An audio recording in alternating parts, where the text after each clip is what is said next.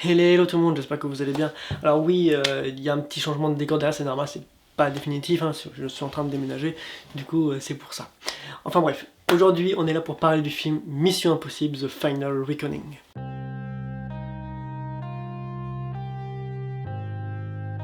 Alors il y a eu beaucoup de choses qui ont été dites sur le film, comme quoi c'était une déception, comme quoi c'était un peu long, comme quoi il y avait des incohérences, comme quoi le film n'était pas à la hauteur d'un ultime film, surtout de cette ampleur de la saga, quoi.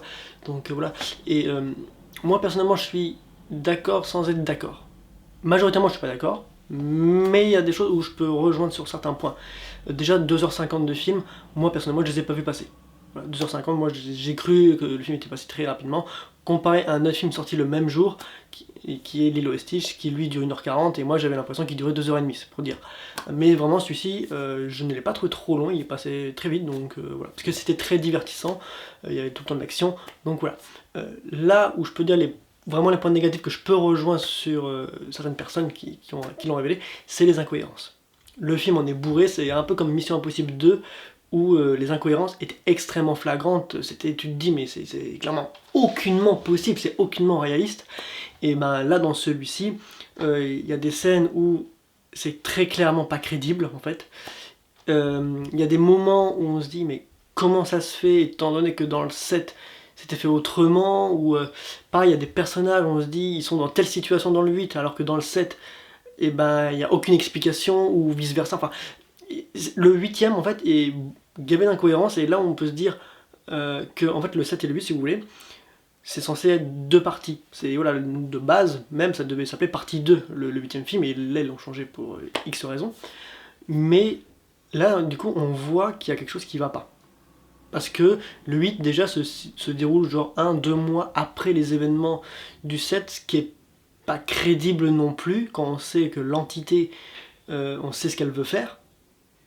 Et c'est pour ça, il y a des choses qui vont pas, qui collent pas. C'est genre, c'est limite pour faire dire, c'est un film indépendant. Sauf que tu peux pas le vendre comme ça, tu peux pas vendre Mission Impossible The Final Reckoning comme un film indépendant, étant donné que ça retrace la suite directe donc du 7ème film, Dead Reckoning.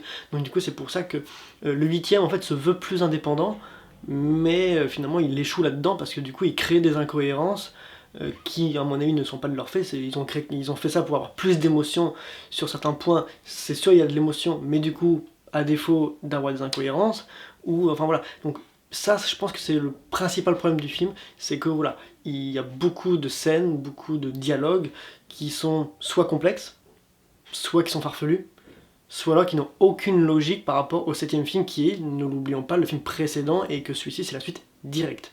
Donc là-dessus, le film peut pêcher là-dessus. Après, niveau réalisation, Christopher McQuarrie a fait encore un travail remarquable, c'est encore lui qui écrit le scénario et qui a réalisé, donc là il a fait le 5, le 6, le 7 et là donc le dernier, il a fait encore une fois un travail remarquable.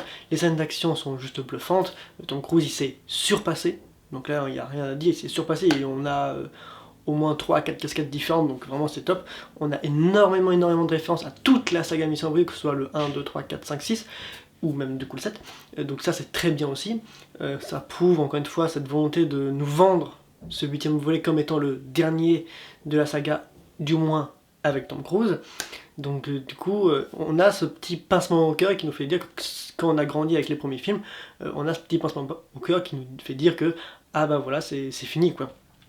Et il y a plein d'événements dans le film où on va se dire ah bah tiens ça me rappelle, ça me rappelle. Donc il y a beaucoup de nostalgie dans le film, sans pour autant trop aussi être dans ah regardez, on n'est pas... il y a de la nostalgie mais pas trop non plus, ils ont su doser ça pour nous éviter une overdose, parce qu'il y a des films, des fois ils nous font juste un film pour faire de la nostalgie, donc voilà, et c'est complètement ridicule. Lui, ils ont su doser parfaitement là où il fallait les placer en fait. Et c'est ce qu'il fait, et surtout, certains sont cohérents, donc bien sûr incohérents, mais bon voilà, mais ils ont su doser. Et ça c'est ce qui fait que ça fait toujours plaisir à voir, quand on a suivi la saga depuis le début, ça fait toujours plaisir à voir. Pour ceux qui n'ont pas suivi, qui ont juste vu le 7 et le 8, ou que le 8 même, ils peuvent se poser des questions d'où ça sort, mais après ils savent très bien que ça sort d'un ancien film, donc voilà. Sachant que ce qui est intéressant aussi, c'est que le début du film va nous retracer très rapidement, en l'espace de 1-2 minutes, un peu ce qui s'est passé dans les anciens volets, plus, majoritairement c'est normal, dans le 7ème. Donc on n'est pas trop paumé, on peut voir ce 8ème sans trop avoir vu le 7ème, mais je pense que c'est quand même mieux de le voir, on comprendra un peu mieux. Mais c'est vrai que ce côté où le 8 se veut plus indépendant, on n'est pas trop obligé de voir ce 7ème film. Et je pense que c'est voulu aussi, étant donné que le 7 a été un bid au box-office, je pense que ça a été voulu aussi comme ça, exprès pour que comme ça, moi, ceux qui n'ont pas vu le 7 puissent aller voir le 8. Je pense que ça a été un peu vendu comme ça. Voilà, donc les effets spéciaux sont corrects, ils sont bons, hein, je veux dire, c'est des décors naturels, donc là-dessus il n'y a rien à dire, les cascades ont été faites réellement ou à quelque chose près, donc voilà, Tom Cruise on le connaît, les acteurs jouent encore une fois parfaitement bien, la réalisation est top, le scénario, l'histoire est intéressante, voilà, encore une fois, vraiment le principal défaut c'est les incohérences, donc voilà, après je pense pas avoir trop de choses à dire sur ce film, qui pour moi clôture bien la saga, ni trop long, ni trop court, donc voilà. Certains aussi, je pense que certains pourront y trouver quelques longueurs, parce que voilà, mais personnellement, moi j'ai trouvé que c'était plutôt intéressant. Après, oui, bon, il y a de la trahison, encore une fois, et là ça sort un peu de nulle part, donc c'est un peu dommage. Il y a des personnages, encore une fois, qui sortent de nulle part, ce qui est un peu dommage aussi. Donc, c'est voilà, il y a tous ces petits défauts en fait. Mission Impossible, en fait, ce 8ème film, comme clôturation de saga, elle est très bien.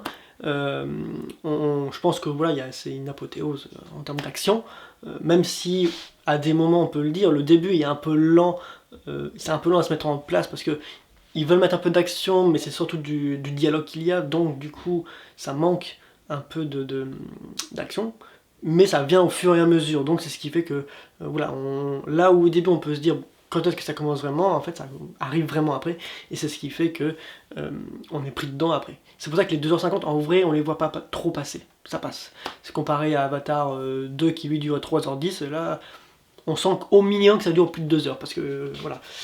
Mais voilà, non, ce film-là, Mission Impossible The Final Game, est une bonne conclusion à la saga, avec beaucoup de références, de la nostalgie, certes des incohérences, mais avec tout qui est bien mis en place comme dernier volet de saga, surtout d'une saga qui a commencé donc en 96, donc plus de 30 ans.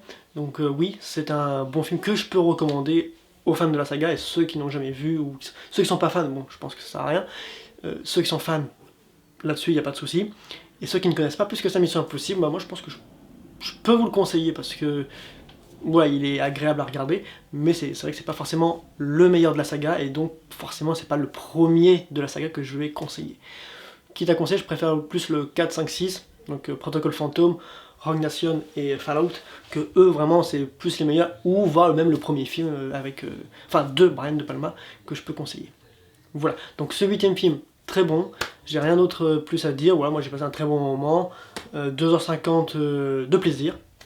Voilà, encore une fois, quelques petits défauts par-ci par-là, mais en vrai, ça passe complètement. Voilà, donc j'espère en tout cas que cette critique vous aura plu, n'hésitez pas à me dire en commentaire si vous l'avez vu et ce que vous avez pensé aussi, parce que c'est vrai que j'entends des gens qui n'ont pas aimé, mais j'entends aussi beaucoup de monde qui l'ont aimé, donc voilà, c'est très partagé en fait comme film. Donc n'hésitez pas à me dire en commentaire ce que vous en avez pensé de ce film, n'hésitez pas à vous abonner, à laisser un pouce bleu, et sur ce, moi je vous dis à la prochaine, pour une prochaine vidéo, ciao tout le monde.